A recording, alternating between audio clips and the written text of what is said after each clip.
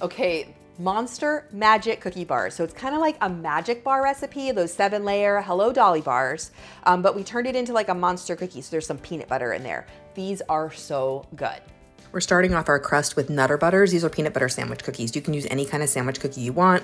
Once those are finely ground crumbs, you're going to add in 1/4 cup of melted butter, stir it together until it's nice and sandy, and then you're gonna press it into the bottom of your 9x13 pan.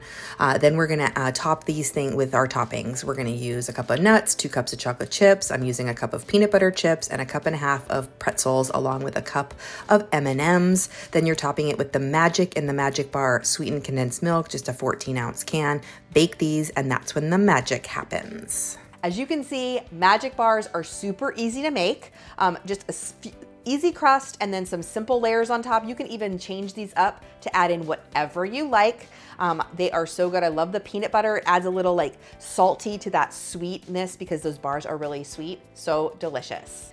Follow me for more desserts. Leave me a comment and let me know what other cookie bars you want to see, and keep watching for even more desserts.